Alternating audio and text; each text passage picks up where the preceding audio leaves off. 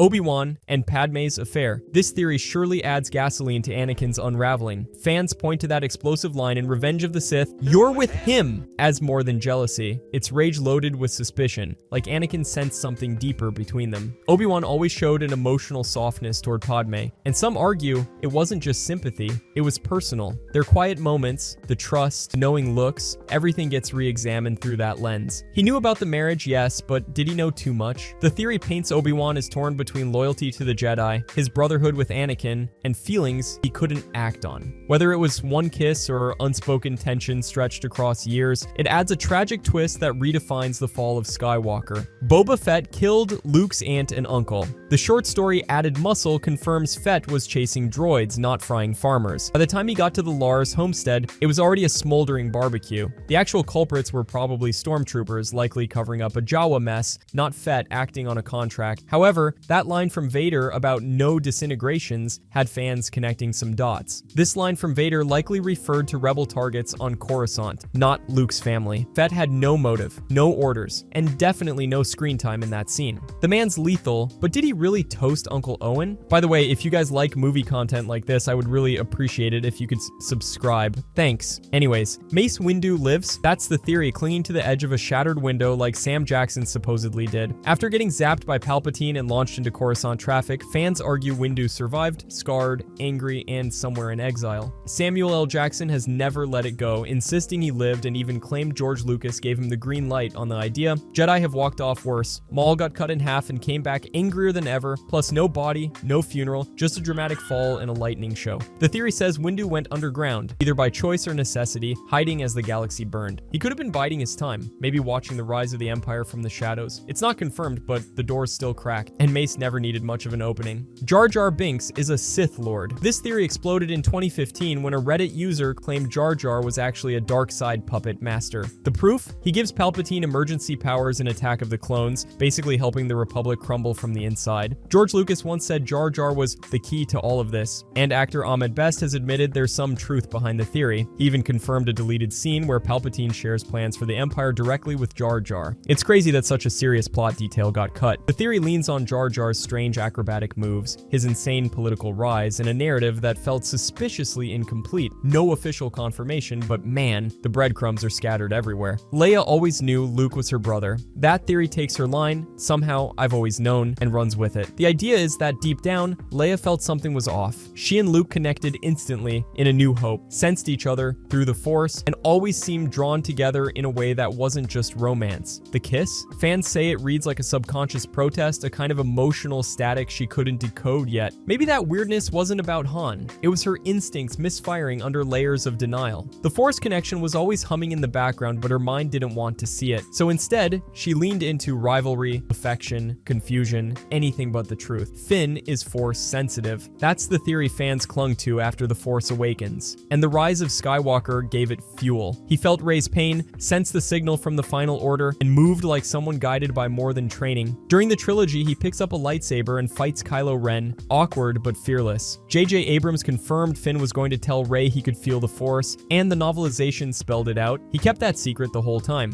He doesn't lift rocks or mind trick stormtroopers, but something's there. He breaks from brainwashing, bonds with Rey instantly, and feels disturbances no stormtrooper should. Palpatine orchestrated Shmi's death. Fans believe he had a hand in it through back channels or Dooku. The idea is that Shmi's death was a calculated push to break Anakin. Some rumors say George Lucas toyed with a scene where Palpatine admits to setting it up, but it never made it past early drafts. What we do know is Palpatine absolutely used Anakin's grief to steer him toward the dark side. Whether he caused the pain or just capitalized on it, the outcome's the same. Her death shattered Anakin's sense of control, and Palpatine stepped right into that emotional crater. The Endor holocaust. This theory argues that when the second Death Star exploded, it rained fire and fallout across the forest moon, turning Endor into a smoldering graveyard. The explosion should have dumped high-speed debris, radiation, and enough thermal energy to vaporize half the wildlife. Ewoks dancing under fireworks? Not likely, say the fans behind this. Some even crunched the numbers, orbital decay, blast radius, atmospheric effects, and concluded the cuddly teddy bears didn't stand a chance. The theory also adds a layer of irony. A rebel victory that unintentionally nuked their allies. It reframes the celebration as a quiet tragedy, hidden under fireworks. Ewoks cheering on the surface while extinction's knocking. That's the core of the theory. Victory at a brutal cost, unseen in canon, but haunting between the frames. Obi-Wan quietly recognized R2-D2 and C-3PO in A New Hope. He never says he knows them, but the clues are everywhere. When Luke shows him R2, Obi-Wan brushes it off with a line about not owning droids. Technically true since they belong to Anakin and Padme. But come on, this is the same R2 that ran missions with him for years. Later, he watches R2 hack the Death Star like it's just another Tuesday, and not once does he seem surprised. Fans think he's downplaying everything on purpose, the same way he tiptoes around telling Luke about his father. Please, that man knew exactly who those droids were. George Lucas hadn't planned their backstory when the movie was written, but in-universe, Obi-Wan's silence feels less like forgetfulness and more like strategy. E.T. and Star Wars share a universe, at least visually. In The Phantom Menace, you can spot a group of aliens that look exactly like E.T. sitting in the Galactic Senate. They're officially called Asogians, and one of them even got the name Greblipes. Spielberg spelled backwards because of course it is. This was part of a friendly exchange between Lucas and Spielberg since E.T. featured a kid dressed as Yoda during Halloween. The Asogians were later included in expanded universe material, but none of it confirms that E.T. himself is wandering around with a lightsaber or force powers. So while the connection's there in cameos and winks, nothing says they actually share a storyline. It's a fun Easter egg, not hard canon, but man, it's wild seeing those little guys pop up in the Republic. Han Solo is actually Indiana Jones. That's the theory fans keep dragging out like a fedora from a dusty crate. Some think Indy is a dream Han had while frozen in carbonite. Others say they're reincarnations or alternate versions across time. It's all just speculation, with zero support from Lucas, Ford, or anyone who actually worked on either series. The only real crossover is a Star Wars Tales comic where Indy finds Han's skeleton, but totally non-canon.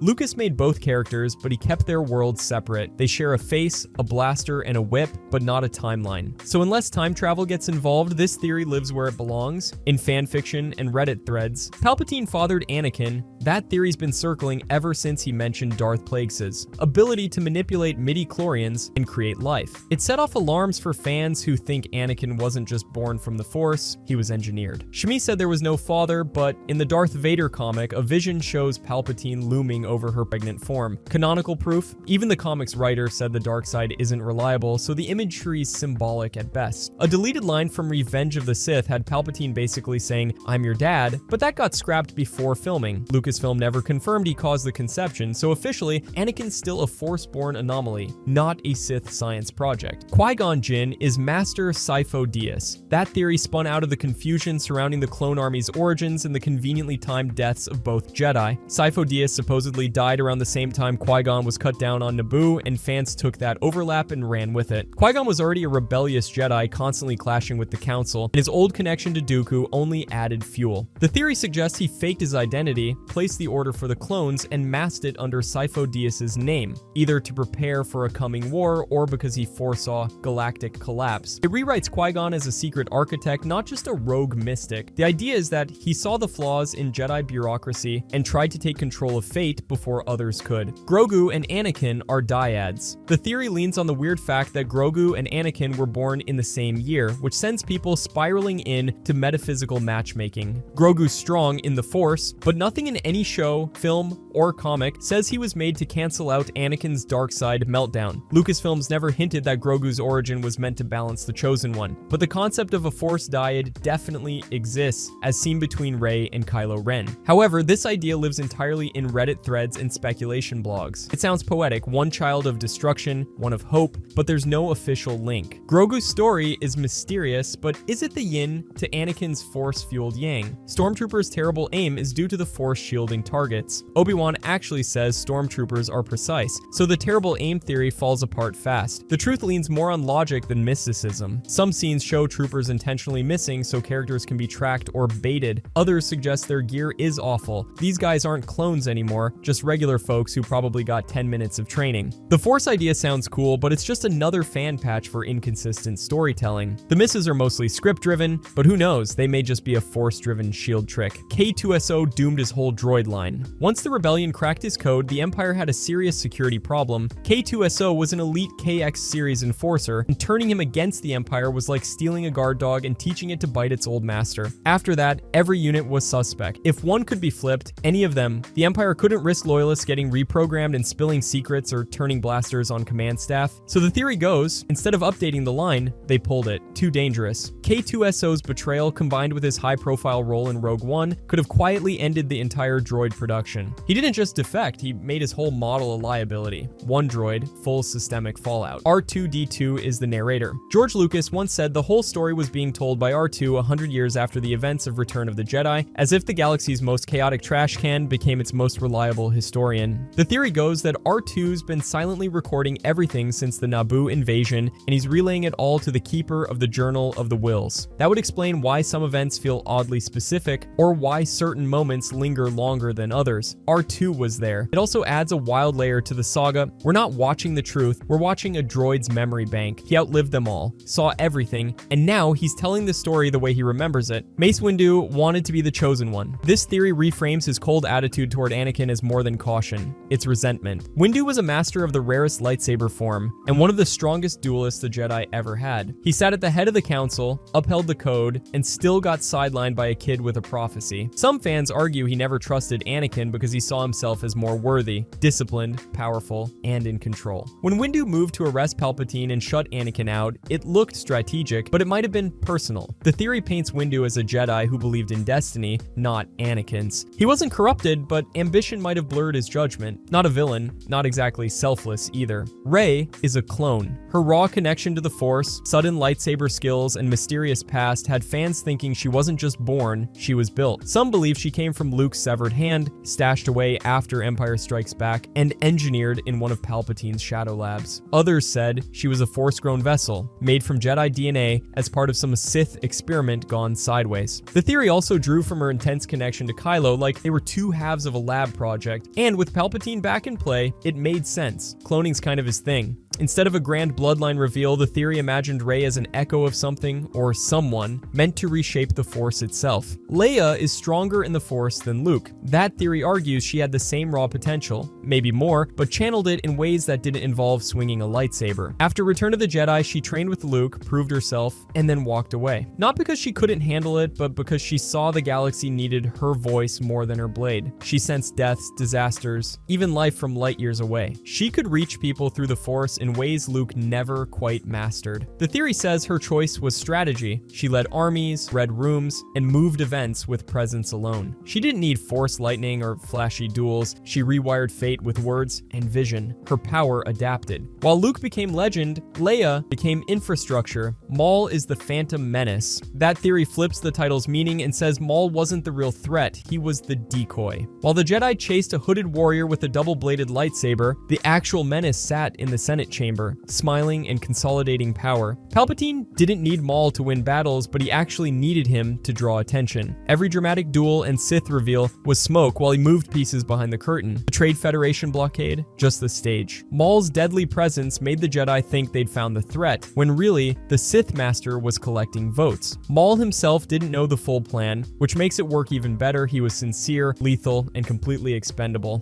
Ahsoka is stronger than Vader. That theory takes the emotional tension on Malachor and says it was more than a battle, it was hesitation wrapped in heartbreak. Ahsoka didn't go for the kill because she wasn't fighting an enemy, she was searching for a friend. Her strikes were precise, powerful, but never ruthless. She fought to reach Anakin, not to destroy Vader. And in that moment, when half his mask breaks and his voice cracks, she sees it, the shadow of Skywalker flickering beneath the armor. The theory suggests that if she'd let go of that hope, Vader wouldn't have left the fight standing. She had the skill, the strength, and the opportunity, but not the will to end what remained of her old master. Vader's redemption was orchestrated by the Force. That theory reframes his entire arc, not as a tragic fall and heroic comeback, as one long, Force-guided chess match. From his miraculous birth to the moment he throws Palpatine down a reactor shaft, every beat feels suspiciously like destiny flexing its invisible hand. The theory says Anakin was never really lost. He was shaped, broken, and rebuilt exactly when the Force needed him. His visions, his pain, even Padme's death were threads in a web, pulling him toward that final choice. Luke wasn't just his son, he was the spark to ignite the prophecy. And Palpatine? Just the darkness required to give balance weight. In this version, Vader's redemption wasn't free will, it was fate finally cashing in. Palpatine was convinced he could fix the galaxy. The Republic was a festering mess, gridlocked, corrupt, and bleeding from endless war. So he pitched the Empire not as tyranny, but as emergency surgery. His big Senate speech was a sales pitch for order, unity, and security. He saw strong, centralized power as the only cure for chaos. The book Tarkin even shows him believing fear and control were efficient. Palpatine thought liberty was fragile and overrated, easily manipulated and often misused. Why waste time with debate when you could have stability? Every dictatorship needs a justification, and his was peace through power. From his point of view, he wasn't crushing the galaxy, but rather he was saving it from itself. Rogue One and Solo exist in alternate timelines. This theory flips the way fans look at these stories, less like prequels, more like echoes. Instead of just filling in blanks, these films show what happens when the Force isn't focused on the Skywalker bloodline. Jyn Erso's path doesn't revolve around prophecy. Her role is about resistance without mysticism. Same with Han. He's not chosen, he chooses. The theory says these tales are from splintered Force timelines, where destiny breaks and real people step up. The Force still moves, but in subtle, decentralized ways. These realities run parallel to the main saga, but operate without chosen ones or balanced prophecies, just ordinary players surviving in its shadow. That's why they feel different, heavier,